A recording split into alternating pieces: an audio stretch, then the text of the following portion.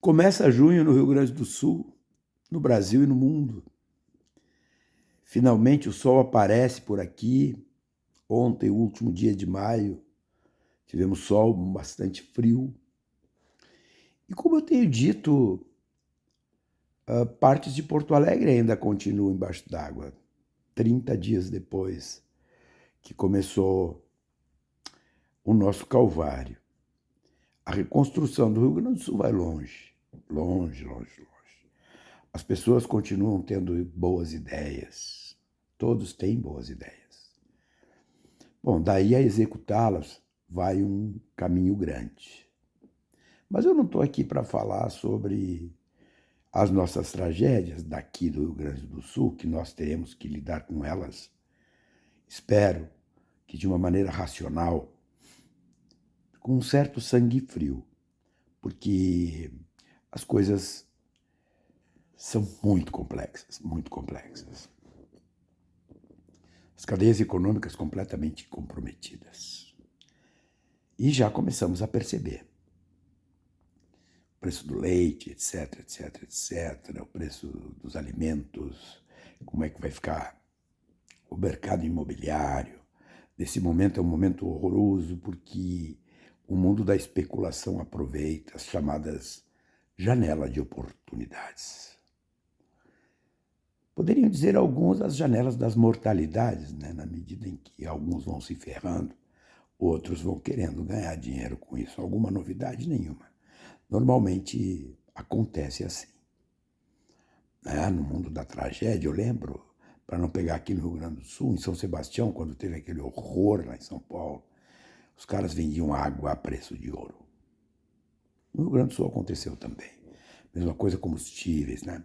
Aqui no Rio Grande do Sul, alguns lugares, assim, aproveitando a tragédia, o desespero das pessoas, vendiam combustíveis a preços horrorosos.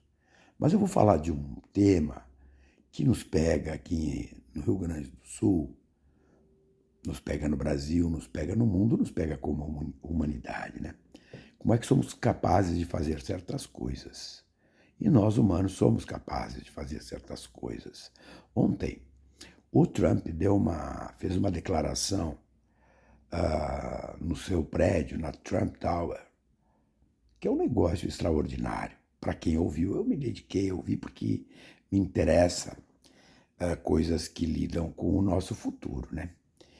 E uma vez Alex de Tocqueville escreveu uma obra maravilhosa, em 2 volumes, chamada A Democracia na América, onde ele levava as condições institucionais criadas pelo povo americano e que mantinham uma estrutura de poder absolutamente democrática. Por quê? Porque controlada por certos estamentos sociais. E gerava um sistema de freios e contrapesos que a estabilizava. Então Tocqueville escreve essa obra. Ele vai para os Estados Unidos, fica um tempo lá, estuda as instituições americanas e diz, olha, isso é o que de melhor a humanidade fez em termos institucionais. Por incrível que pareça, no século XXI, a democracia americana corre risco. Quem diz isso? Os americanos. Mas quais americanos? Aqueles que ainda mantêm um certo padrão de racionalidade.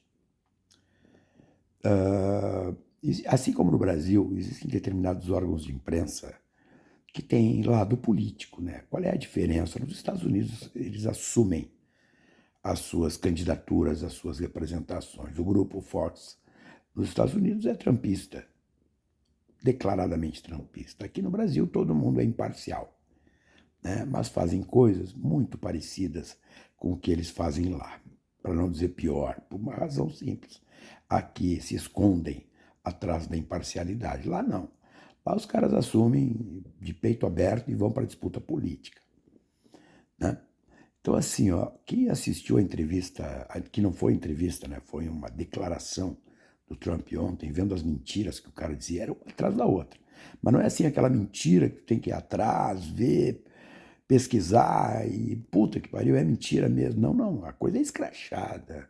Nossas crianças não podem mais jogar beisebol, porque os campos de beisebol estão tomados por barracas venezuelanas. Assim, É assim, Biden está trazendo terroristas para os Estados Unidos, blá, blá, blá, blá, blá.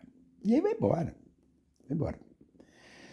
Biden não quer que os americanos andem de carro, né?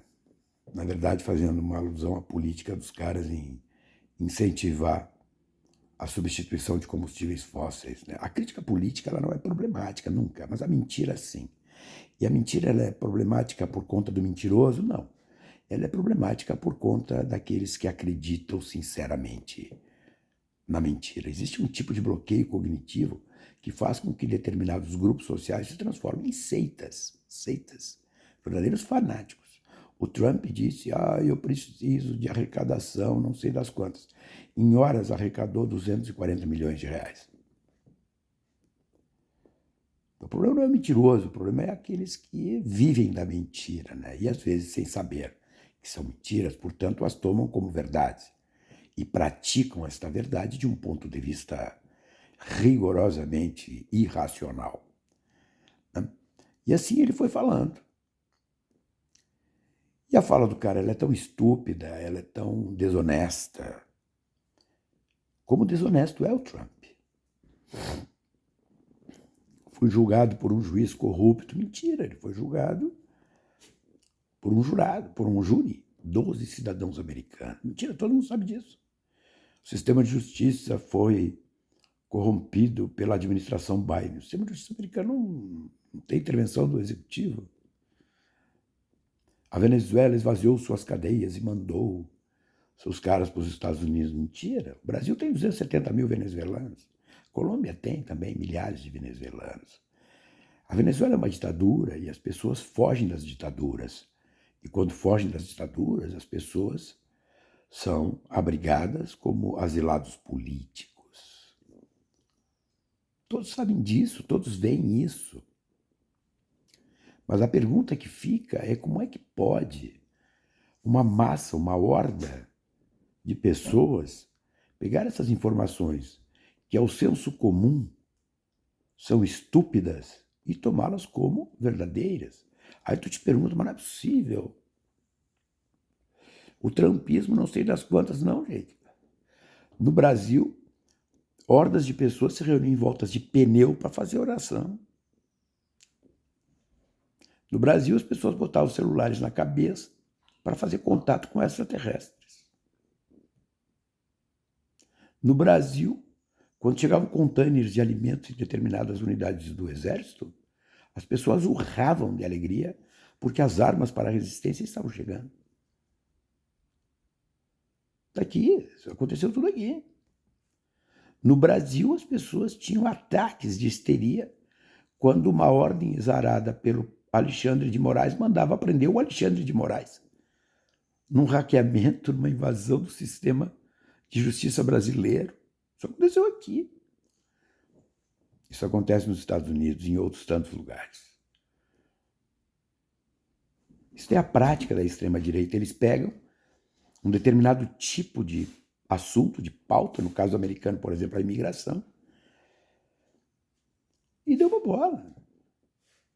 Inventam um troço qualquer e as pessoas passam a viver esse troço qualquer.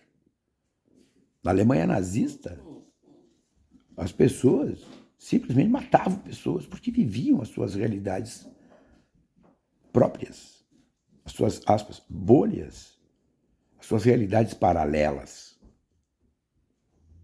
Vejam, pesquisas feitas logo depois da condenação do Trump mostram que o Trump cresceu nas pesquisas. Então, qual é o problema? Acreditem, depois eu ainda vou voltar a falar sobre isso. O nosso problema não é um mentiroso. O nosso problema são aqueles que vivem da mentira. Por quê? Porque a mentira anda rápido, é fácil. Ela pega o de pior tem no ser humano. Já a verdade se diferencia da crença por uma razão muito simples. A verdade precisa ser justificada. O conhecimento requer justificação. E a mentira, o que ela pede? Fé, fanatismo.